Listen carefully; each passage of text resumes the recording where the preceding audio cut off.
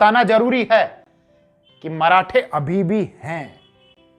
मैं अब आगे बढ़ूंगा और दिल्ली को तहस नहस करूंगा, यह लिखा उन्होंने अपने भाई को। अब दिक्कत यह थी, लेकिन समझना थोड़ी स्थिति को, कि दिल्ली अगर उनको जाना है तो दिल्ली और ग्वालियर के बीच में है मथुरा, और मथुरा में सादत खां आ चुका है। वहां सादत खां का कैंप लगा हुआ है, उसके सैनिक हैं। इसके अतिरिक्त यहीं पर मोहम्मद खान बंगस और उसकी भी सेना है। इसके अतिरिक्त शमशमुद्दौला की भी सेना यहां पर है, और इसके अतिरिक्त खान दौरान की सेना भी यहां पर है। यानी अगर सबकी सेना को हम संयुक्त कर लें तो यह सेना बहुत बड़ी हो जाती है, 70,000, 80,000, 90,000 के आसपास में। इतनी बड़ी सेना को पार करके पेशवा बाजीराव कैसे दिल्ली की ओर बढ़ेंगे? हालांकि पेशवा बाजीराव के पास में भी सेना थी 50,000 की, लेकिन जब दिल्ली के अंदर एंटर किया तो बड़ी सेना केवल बाहर थी। मात्र 500 घुड़सवारों के साथ में उस दिल्ली को कब्जे में ले लिया था। अब देखो, यहां पर पेशवा बाजीराव को दिल्ली जाना है, 10 दिन का रास्ता है, मथुरा से होते हुए जा नहीं सकते, तो अब एक नए रूट का चयन किया, और वो रूट था मेवात के रास्ते। राजस्थान के अलवर और भरतपुर का जो क्षेत्र है, ये मेवात कहलाता है, क्योंकि मेव, ज्यादातर यहां मेव रहते हैं, इनकी वजह से ये क्षेत्र मेवात कहलाता है। तो यहां के जंगल और पहाड़ों से होते हुए जो 10 दिन का सफर था, पेशवा बाजीराव के द्वारा लगातार मात्र 2 दिन और 1 रात में पूरा कर लिया गया। 2 दिन का मतलब हो गया 1 दिन 1 रात। जब हम बोलते हैं 1 दिन, उसका मतलब होता है दिन प्लस रात। तो 2 दिन और 1 रात में सफर पूरा कर लिया था। इस दौरान मराठे ना तो सोए, ना उन्होंने रुककर कहीं विश्राम किया, और वो दिल्ली पहुंच गए मात्र 2 दिन और 1 रात में। और जब दिल्ली पहुंचे, वहां कालका माता मंदिर है, ताल कटोरा के निकट। यह खबर फैली कि मराठे आ गए, और मथुरा में जो बैठे हुए थे सादत खां, मोहम्मद खान बंगस, शमशमुद्दौला और इसके अतिरिक्त खान दौरान, उनको जानकारी मिली, साहब मराठे दिल्ली पहुंच गए। वो चौंक गए, भौचक के रह गए। मराठे दिल्ली पहुंच गए? कैसे पहुंच गए? कहां से पहुंच गए? पता नहीं, पर मराठे दिल्ली पहुंच गए। और दिल्ली में जब मराठे थे तो वहां चारों तरफ ये बात फैल रही थी कि मराठे आ गए, ताल कटोरा के पास में मराठे हैं। उनको जब ये जानकारी मिली, मोहम्मद शाह रंगीला को जब ये जानकारी मिली, तो एक बार इस जानकारी को हंसी में उड़ाया गया। बोले मराठे क्या करेंगे, उधर जो लूटपाट हो रही है तो मेवात के एरिया की ओर से कुछ लुटेरे आए होंगे, उन्होंने वहां लूटपाट की होगी, मराठे नहीं आए होंगे। लेकिन फिर भी चिंता तो थी, और ये कंफर्म करने के लिए मोहम्मद शाह रंगीला ने एक व्यक्ति को भिखारी के भेष में वहां पर भेजा। वो व्यक्ति वापस आया आधी रात को, और वहां कैंप से जो जो चीजें मिली थी उसको मोहम्मद शाह रंगीला के सामने पटका। अनाज था, आधी पकी हुई रोटी थी, चने थे, और इसके अतिरिक्त साबुत लाल मिर्च थी। और ये इस बात का प्रमाण थे कि मराठे आ गए, क्योंकि मराठे जब ट्रेवल करते थे तो उनकी खाद्य सामग्री में, खाने के सामान में यही हुआ करते थे। मोहम्मद शाह रंगीला ने 3 दिन तक अपने आप को किले में कैद कर लिया। किले के बाहर जमुना नदी के निकट नावें मंगा ली गई, बोट, कि यहां से निकलकर बादशाह चले जाएंगे। क्यों? क्योंकि अगर मराठे यहां तक आ गए हैं तो मोहम्मद शाह रंगीला को नहीं पता था कि मराठे मथुरा के रास्ते को छोड़कर मेवात के रास्ते से आए। मोहम्मद शाह रंगीला को यह लगा कि अगर मराठे यहां तक पहुंच गए तो इसका मतलब सादत खां और उसकी सेना को पराजित कर दिया गया है, और अगर पराजित कर दिया तो मेरे सामने 2 ही उपाय हैं, या तो मैं अधीनता स्वीकार कर लूं, या यहां से अपनी जान बचाकर भाग लूं। लेकिन उन्हीं के कैंप के कुछ जो सैन्य कमांडर थे, मिलिट्री कमांडर, उसमें से एक आमिर खान ने कहा कि मेरे पास में फौज है 25-30 हजार की, मैं एक डिफेंसिव सिस्टम यहां पर तैयार कर दूंगा। और वो सिस्टम भी एक तैयार किया गया। लेकिन होता है सेना में कुछ ज्यादा अति उत्साही कमांडर भी होते हैं, और उन्हीं में से एक व्यक्ति था जिसका नाम था मीर हसन कोका। मीर हसन कोका ने कहा, क्या डरपोक की तरह तुम यहां रुकोगे, आगे बढ़ो, मेरे साथ आओ। और पेशवा बाजीराव ने ठीक उसी प्रकार से उनको ललचाया जिस प्रकार से अगर एक शेर को पकड़ना है तो एक बकरी बांध दो। पेशवा बाजीराव ने अपने 500 घुड़सवारों को आगे भेजा मुगलों के पास में, और मुगलों को देखते ही वापस पीछे भागने के आदेश थे। वो 500 घुड़सवार पहुंचे, मुगलों की सेना को देखा और वापस उल्टे भागने लगे। मुगलों को लगा पकड़ लो इनको, ये भाग रहे हैं, डर के भाग रहे हैं, और इसका मतलब ये थोड़े से सैनिक है। लेकिन ये नहीं पता था दिल्ली के बाहर हजारों की फौज खड़ी हुई है।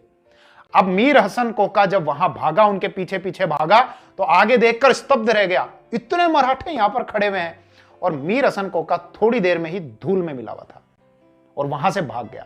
उसने अपने आप को धूल में सान लिया था, अपने चेहरे पर मिट्टी लगा ली थी, और कोई जब उसको कहता था कोका कोका, तो कहता था अरे चुप रहो, मेरा नाम मत लो। अगर मेरा नाम लोगे तो मराठे मेरे को पहचान जाएंगे और मेरे को मार देंगे। अब इसके बाद क्या हुआ? इसके बाद देखो रास्ता पूरा साफ था और मराठे अगर चाहते तो उस समय दिल्ली पर अधिकार कर लेते। लेकिन हमको आगे की ओर जानकारी मिलती है पेशवा बाजीराव के एक पत्र से। वहां से पता चलता है कि शाम हो चुकी है, लगभग 4 घंटे का समय। पेशवा बाजीराव ने जो पत्र लिखा वहां से जानकारी मिलती है कि अभी रात होने में लगभग 4 घंटे का समय है और मुझे जानकारी मिली है कि बहादुरपुर से कमरुद्दीन खान अपनी सेना लेकर मेरी ओर आ रहा है और मथुरा की ओर से सादत खां भी अपनी सेना लेकर मेरी ओर आ रहा है। मेरे पास में विश्राम करने का समय नहीं है। अगर मैं यहां रुक गया और विश्राम करने लग गया तो मुगल मुझे चारों ओर से घेर लेंगे और उसके बाद बाजीराव प्रथम अपनी सेना के साथ में रेवाड़ी, कोटपुतली, मनोरपुर होते हुए और यहां से निकल जाते हैं। वो चाहते तो देखो प्रयास कर सकते थे दिल्ली पर अधिकार करने का, लेकिन उसमें टेक्निकल प्रॉब्लम यह थी कि एक तो उनको भोजन चाहिए था। यहां पर आप लंबे समय तक युद्ध लड़ेंगे, जैसे पानीपत का युद्ध लड़ा गया था, वहां पर सारे मुस्लिम एक हो गए थे और मराठों को किसी का साथ नहीं मिला था। हालांकि ये विचार करने योग्य बात है, मैं इस पर एक वीडियो बनाऊंगा कि मराठों को बाकी शासकों का साथ क्यों नहीं मिला था। भरतपुर के जो शासक थे महाराजा सूरजमल, उन्होंने अपनी सेना को भेजा था साथ में कि जाओ मराठों को सुरक्षित भारत के दक्षिणी भाग तक छोड़कर आओ। तो सुरक्षित क्यों छोड़कर आओ? किन से खतरा था? भारत के उत्तरी क्षेत्र के जो लोग थे उनसे खतरा था। तो इसका मतलब यह स्वीकार करने योग्य बात भी है कि उस समय मराठों की कुछ ऐसी नीतियां भी रही जिनकी वजह से भारत के उत्तरी क्षेत्र के लोग बहुत परेशान थे, यहां के शासक परेशान थे, उसकी वजह से साथ नहीं मिला। इसकी चर्चा किसी और वीडियो में मैं आपके साथ में करूंगा। तो खैर, मराठे यहां से अब निकल चुके थे। मराठे चाहते तो लंबे लड़ सकते थे, लेकिन उनको सप्लाई चेन की जरूरत थी, उनको लगातार भोजन मिलना चाहिए था। फिर साथ ही साथ पीछे से मथुरा की ओर से सादत खां अपनी सेना लेकर और आ रहा था, तो वहां गिरने की संभावना थी। इसीलिए उन्होंने एक अटैक किया। 10 दिन का जो रास्ता था 2 दिन में उन्होंने पूरा किया और दिल्ली में पूरा कोहराम मचाते हुए वहां से फटाफट वापस निकल कर आ गए। अब लेकिन मुगल प्रतिष्ठा की यहां पर धज्जियां उड़ा दी गई थी कि कोई दिल्ली तक आ सकता है। बहुत बड़ी बात थी उस समय, बाद में तो फिर नादिर शाह ही गया था कि कोई दिल्ली तक आ सकता है।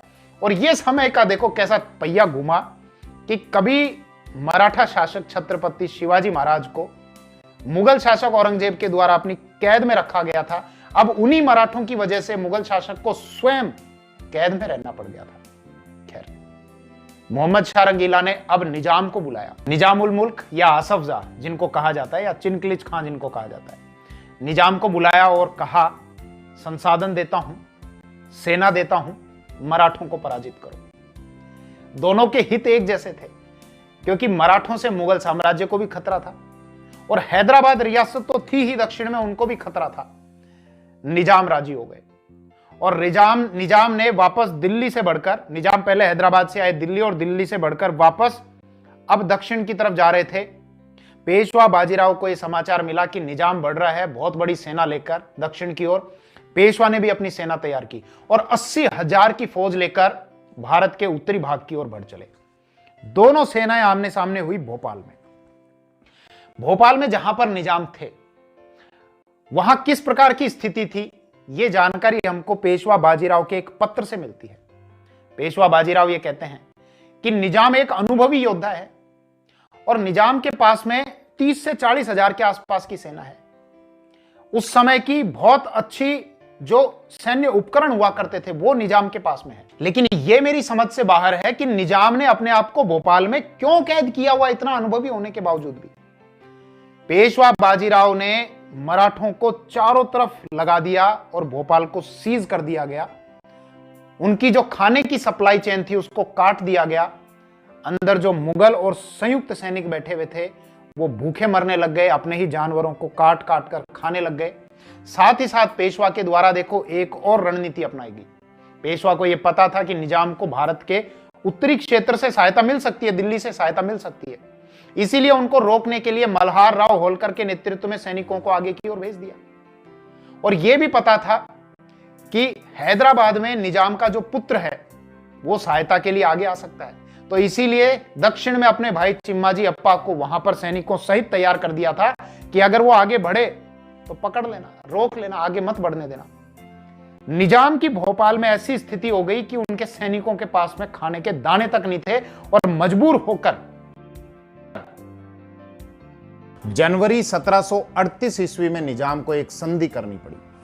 और संधि में क्या मिला जो मराठे चाहते थे। सवाई जयसिंह ने जो प्रयास किया था, अब मराठों को वो सारा सब मिला।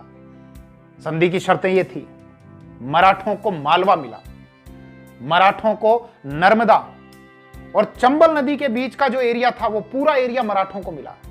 इसके अतिरिक्त यहां युद्ध हर्जाना के तौर पर मुगलों को 50 लाख रुपए की रकम देनी पड़ी। और ऐसा इतिहास में अब पहली बार हुआ था जिसकी वजह से मुगल प्रतिष्ठा तार तार हुई, मुगल प्रतिष्ठा की धज्जियां उड़ा दी गई। मराठों की बहुत जबरदस्त जीत हुई और बहुत बड़ा क्षेत्र मराठों के पास में आ गया। खैर, इसके 2 वर्ष बाद ही 1740 ईस्वी में पेशवा बाजीराव की मृत्यु हो गई, मात्र 40 वर्ष की आयु में। आप सोचो, पेशवा बाजीराव का जीवन काल अगर थोड़ा और लंबा होता तो इस हिंदुस्तान की सीमा कहां तक होती। और हो सकता है यह वाला इतिहास भी प्रभावित होता कि भारत में जब अंग्रेज आए थे तो अंग्रेजों से लड़ने के लिए मराठा बहुत सशक्त हो चुके होते, बहुत मजबूत हो चुके होते। हालांकि बाद में 1761 में जब पानीपत का युद्ध हुआ था तीसरा, उसमें मराठों की हार की वजह से अंग्रेजों को यह अवसर मिल गया। खुद अंग्रेज इतिहासकार लिखते हैं कि उनके हारने की वजह से हमको यह अवसर मिला, हम इतने मजबूत हो गए कि जब बाद में मराठा फिर से खड़े हुए तो हम उनसे लड़ने की स्थिति में थे। खैर, बाद के